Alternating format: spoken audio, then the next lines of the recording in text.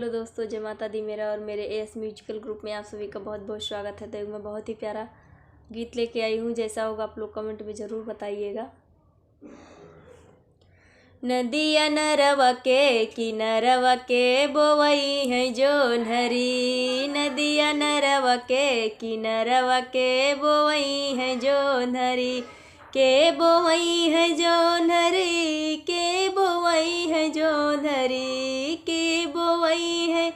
जोन्हरी, के बोवई है जोन्हरी, नदिया नरवा के किनरवा के बोवई है जोन्हरी।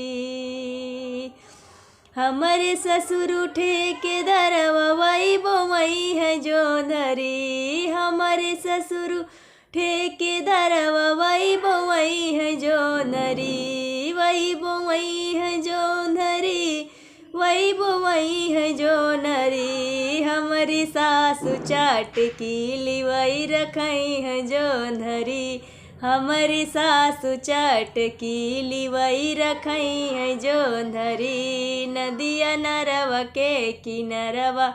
के बोवई है जोन्हरी, हमारे जेठ थान दरवा वही बोवई है जोन्हरी, हमारे जेठ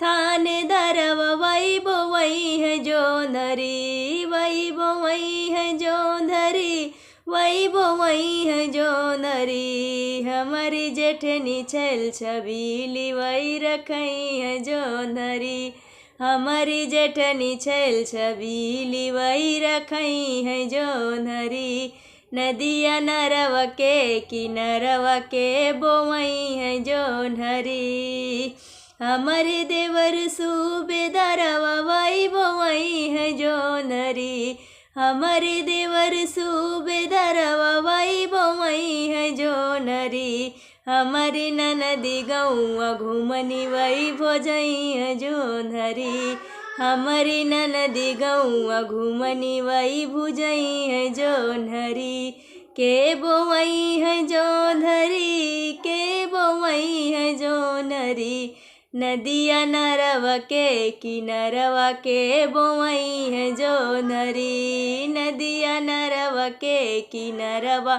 के बोवई है जोन्हरी।